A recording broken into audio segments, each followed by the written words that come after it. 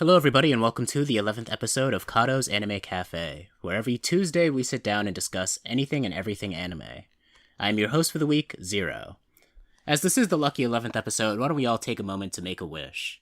I wish Hoodie was back. Today's episode is brought to you by the Tax Defense Group. The team of professionals at the Tax Defense Group are passionate about helping taxpayers resolve their tax debt. Their services include basic tax preparation, tax audits, resolving large tax debt, and more. They actively represent taxpayers throughout the entire USA, so if you need help resolving your tax issues, contact the Tax Defense Group. Call the Tax Defense Group today at 800-850-7973 to get started. That number again is 800-850-7973, or you could visit them online at thetaxdefensegroup.com.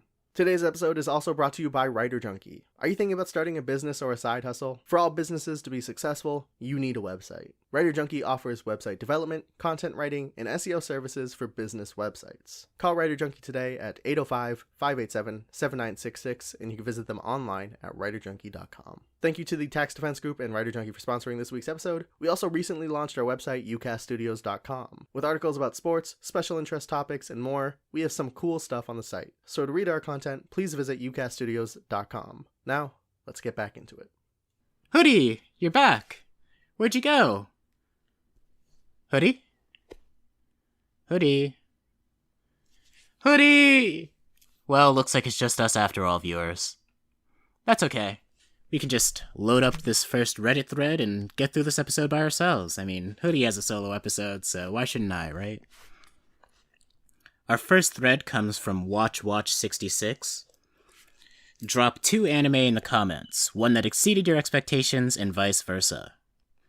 There's actually one comment I wanted to discuss before I got into my own answers, by Bo Shinobi.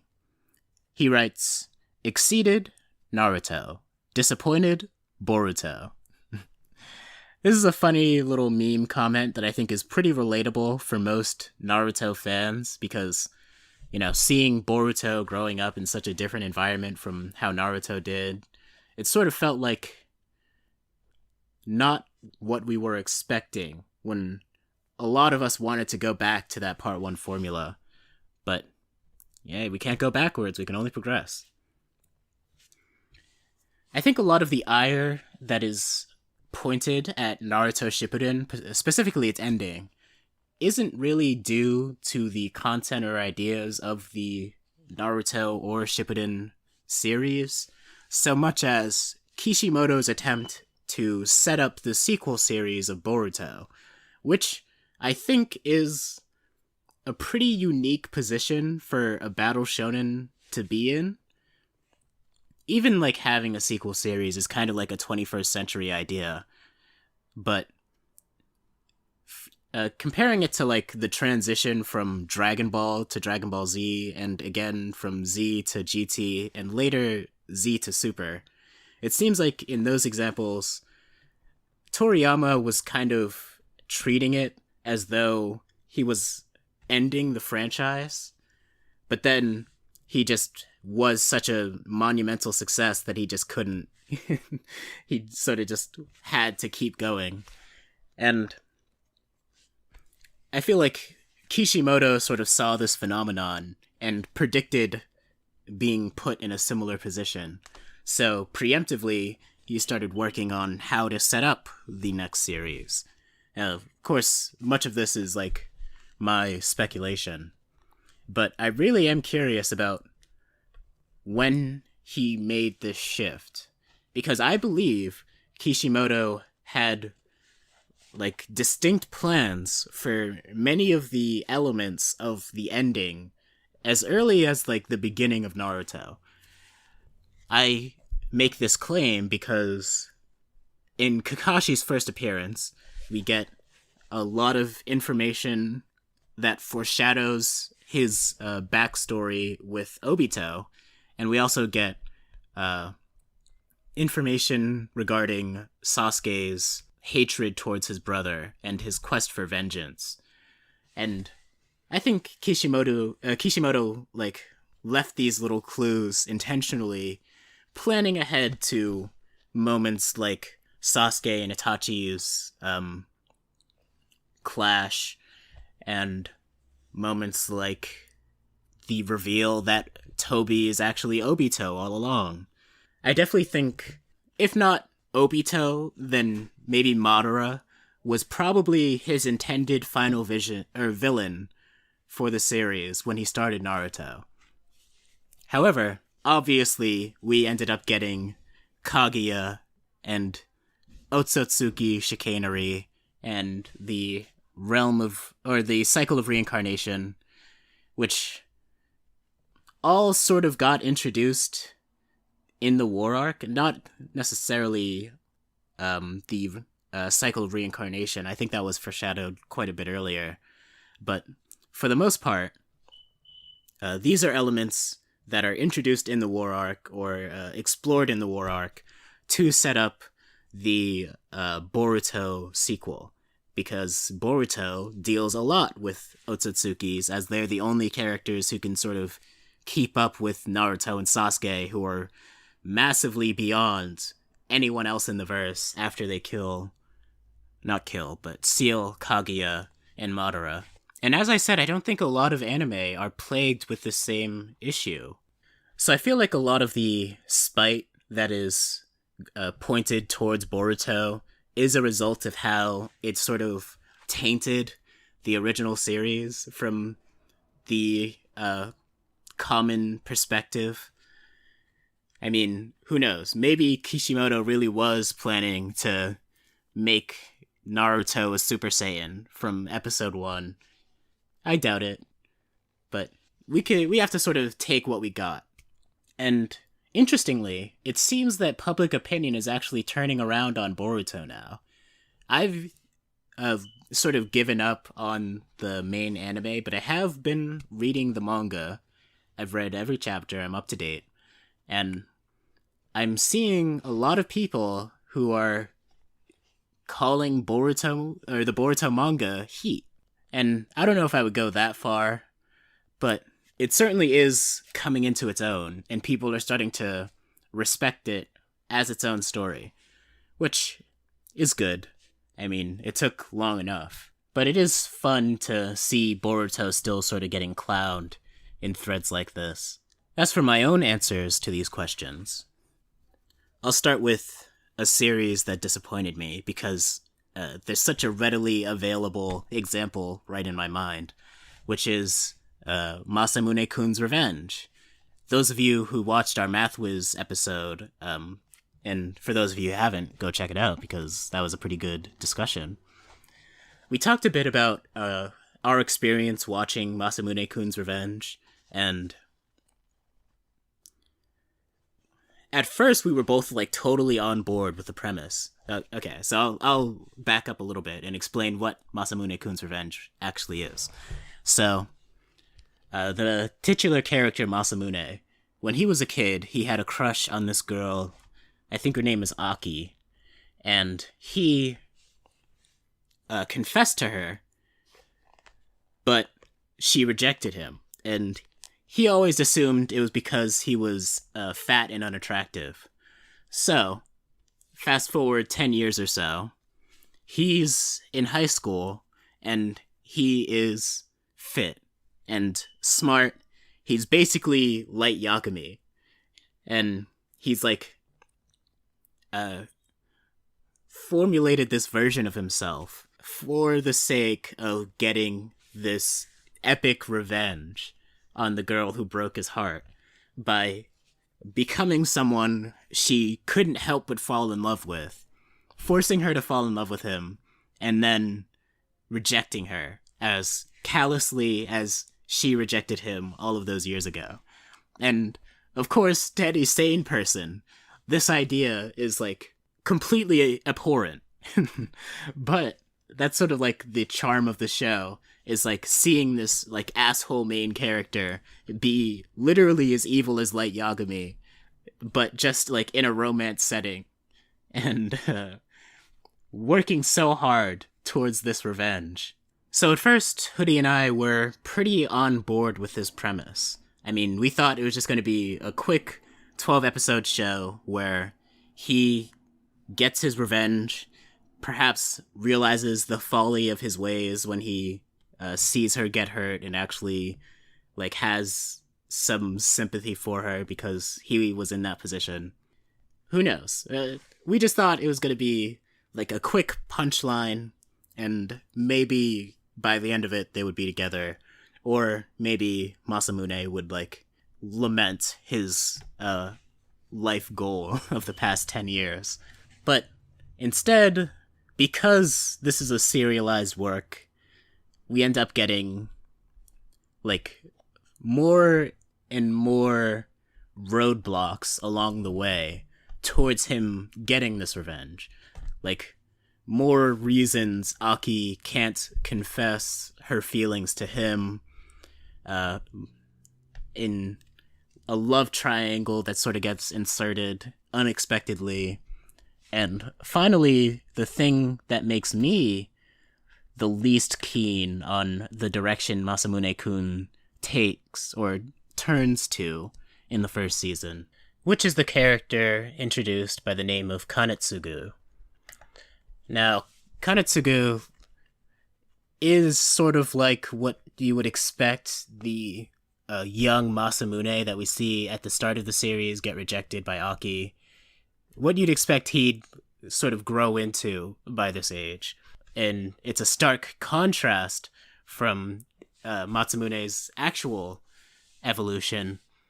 And of course there are some funny jokes played about him sort of getting accepted by Masamune's peers, who he always sort of hated because he assumed that, like Aki, if he was still that chubby kid, they wouldn't pay him any mind, but because he's a hunk now, everyone loves him. But everyone sort of starts turning against him in favor of this new fat dude, which sort of like shatters his worldview. So, this character is not necessarily bad or a terrible addition to the show. In fact, in some ways, they're quite an entertaining addition to the show. However, it was like really at this moment that I was like, this show's never gonna fucking end, is it? And I was right. Previously, with like the love triangle that Hoodie sort of hated, I was intrigued by that because at least that presented an interesting conflict for Masamune's revenge, which is the whole point of the show, I thought. She introduces this dilemma where he has to choose between his revenge and a girl who actually loves his inner self. So he rejects all of his other suitors, which of course he has because he's such a hunk, because, you know, he thinks they're only interested in his intelligence and his physical appearance. And then he meets this girl who, you know, doesn't, as far as he could tell, genuinely doesn't care about that, and just thinks he's a good person that is worthy of love. And for me, it was an interesting, like, crossroads to see whether he would pursue that or not. However, Kanetsugu has, like, no similar addition to his actual revenge. It's just another obstacle that pushes it further back. I guess it's forgivable, but it really is, like, indicative of this show just not being what Hoodie and I initially wanted it to be. So, for me, this is the character that really exemplifies my disappointment with this series. And, interestingly, looking him up for the sake of this podcast, I discovered that he's actually a she, and as stated, I'm not keeping up with the canon of this series, so if Kanetsugu is actually a trans male, please forgive me, Masamune-kun's revenge stands. Though I guess at this point, I have plenty of other sins that need forgiving. Apparently, she has this plot line about trying to deceive Aki to, like, get a hold of her family wealth to, I guess, aid his own destitute family. Again, an interesting plot line, but what I came for was Masamune's revenge, and the addition of this character just seems like I'm never actually going to get it. Now, maybe they do eventually, or have eventually gotten around to getting that moment out of the way and continued the series from there, which I would have been interested in seeing, but I'm not anymore because they meandered for 12 episodes and I lost interest. So yeah, that's the show that obviously disappointed me. Next would be the show that totally exceeded my expectations. And for this, I actually have two examples. One older and one more recent. The older one, from 2004, would be a show I've talked about on this podcast before, Desert Punk. Now, obviously I was a kid when I watched this, so my expectations weren't capable of being too high, but I did, just go into it thinking it would be a funny anime about a perverted dude who's also a really good mercenary. And that is what the show is, but I was not expecting, such deep world building and lore to, manifest in interesting narrative ways and lead to this political intrigue and this high-stakes plot that we end up getting as a result. I mean, it seems like it'll just be a fun anime, and then it ends up, just gripping you. So, once again, for those who haven't checked it out by now, this is another endorsement of Desert Punk. Go watch it right now. And for the more recent example, I would give it to the Misfit of Demon King Academy. Now, this show, I only recently started watching it because I heard buzz that it was like One Punch Man, but with demon magic. And that it certainly is. And I was sold on the, comedic dimension, once again, similar to Desert Punk. I thought it was just going to be fun, funny comedy hour. Honestly, I'd say on that front, it's not as satisfying as I was anticipating. However, I was not expecting to be able to enjoy it on somewhat of an unironic level.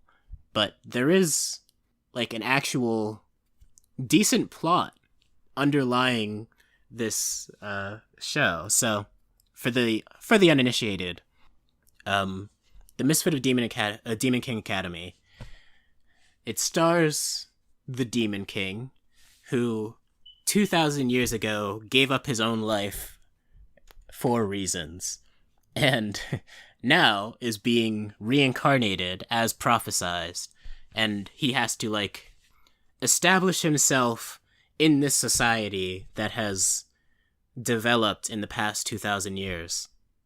That premise alone is intriguing, but then we start seeing, signs of some sort of mutiny or conspiracy where his name has been forgotten by history, instead replaced with another figure which everyone else believes to be the true demon king of his era. Even his, loyal subjects have had their memories erased, and there's, an interesting underlying mystery element to it. I actually haven't finished this show, so it's entirely possible that the rest of the season will disappoint me, but so far I've been pretty interested in seeing where it's going, so gotta give it props where it's due. For our second thread of the week, we have Shimel, who asks, "What's the worst anime ending episode you have ever seen?" And I'm just gonna completely disregard that question and modify it to a question that I am actually interested in answering. So, I've been reading battle shonen manga for quite a long time, and I've noticed a very common plight is, towards the end of their run, these mangas often get cancelled, or they get given some deadline that forces them to accelerate the final arc, and often leads to dissatisfying conclusions. And I want to talk about a few examples. First, a show or a manga that I hold very near and dear to my heart, which is Teppu. I don't know if I've talked about Teppu on this podcast before. I don't think I have. Teppu is it's a manga about women's mixed martial arts. So there's no anime magic or anything. However, it does utilize a lot of battle shonen tropes and themes narratively. So feels appropriate to talk about here. And the final arc was after... Okay, let me go back and explain the introduction. So, enter Natsu Ishida. She is a very talented girl. Think if Neji was the main character and a girl. And she is just really good at everything, and at the same time has a really bad personality. And she sees this girl walking around smiling, and it just sort of rubs her the wrong way. And this girl is handing out flyers for the mixed martial arts club that she's trying to start at Natsuo's school. And Natsuo, at this point, has years of experience with karate under her belt. So her idea is, let me just beat the shit out of this girl for fun. Like I said, she's not necessarily a moral titan or anything, but she's a very engaging leading woman. So she meets this girl on the roof and gets completely demolished by a girl who's a full foot shorter than her, but she can't land a single strike. She's getting manhandled in grappling on the ground, and by the end of it she's completely exhausted, and she realizes that there's no way in hell she's going to be able to beat this girl. So she doesn't join the mixed martial arts club because she decides to make it her life's mission to get good enough at MMA to beat the shit out of this girl. So, the final arc is a mixed martial arts tournament. It's sort of like a regional qualifying round that Natsuo and her hated rival are both attending. And honestly, I wasn't expecting this to be the final arc, because I was expecting Natsuo to continue to grow over the course of years until eventually she would be able to catch up to this girl in skill. However, that's not what we end up getting. And I'd say compared to a lot of manga that I've read, this one handles this problem of being given an early deadline extremely well, because it utilizes the narrative to accelerate towards the thematic conclusion that it was going for. And it's done pretty beautifully. Natsuo has 2 first round knockouts in the first couple rounds of the qualifying tournament, just to pick up the pace. And then we get this really great battle between Natsuo and her rival from her own karate dojo, who they have long-standing beef, and it's a very satisfying fight, probably the best fight in the entire series in my opinion. And then Natsuo makes it to the finals in true anime fashion and fights the girl that she's been wanting to defeat from the very beginning. And she loses, but in a very thematically poignant way. And aside from the initial shock of finding out that this was actually the conclusion of the entire story, I have to say it wasn't poorly done. So compare that to something like History's Strongest Disciple Kenichi. So, for those who aren't aware, History's Strongest Disciple Kenichi is about a guy who's getting bullied by members of the karate club until he meets this girl named Miyu, who is a martial arts prodigy, and Miyu defends Kenichi and introduces him to Ryo Zanpaku, which is this like dojo where 5 masters of varying styles across the globe are all at like a superhuman level of ability, and they all start training Kenichi. Eventually, this series becomes about like good martial arts versus evil martial arts. The thing about the Ryo Zanpaku practitioners is that they don't use martial arts to kill. However, there's a rival group composed of many more martial artists who use like killing arts, and for political reasons they start battling. So it comes out that Miyu's father, who is conspicuous in his absence the entire series, and who is the son of Miyu's grandfather, who is like the head elder master of Ryo Zanpaku. This man is revealed to be the head of the murderous martial artists. But, again, this is a series that its conclusion got accelerated. So, towards the end of the manga, we start getting, like, poorly established battle magic.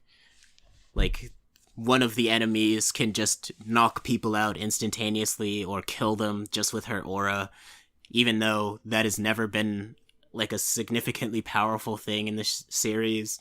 And we also get this very poorly motivated turning of coats from Miyu's dad, who just ends up joining the good guys and fighting off the bad guys in the end. And none of it feels very well resolved. It even ends with like an epilogue of Kenichi like writing, and that's how I got married to Miyu. And it's like, it just seems like they didn't have, like, it's conspicuous how they didn't have enough time to finish the series in like a cohesive way. And this is a trend, again, that I've noticed in quite a few battle shonen. The next and most infamous example is definitely Bleach. And I think a quality that Mightiest Disciple Kenichi and Bleach share that is overcome by Teppu, which I initially mentioned, is that it seems as though they don't really know how to use the small amount of time that they have left. So they end up pouring too much time into plot lines and threads that don't really go towards the actual like cohesive ending that they have in mind, and pour too much time towards like unnecessary character moments, and in the case of Bleach, practically empty panels. And it's just not a good look. Like, very often these shows end upscaled power cliffs and unresolved narratives.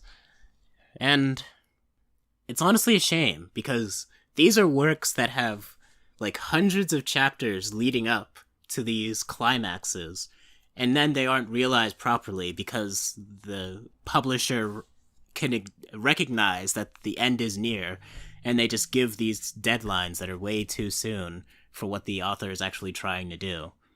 And it's just a tragedy. And since Hoodie's not here, I'll answer Shaimal's question for him, which again was, worst last episode of an anime you've ever seen? Of course the answer is School Days. Seriously, what the hell was that? Okay, looks like that'll be it for this episode of Kato's Anime Cafe. I'd like to say another thank you to our sponsors. and we'll see you next time.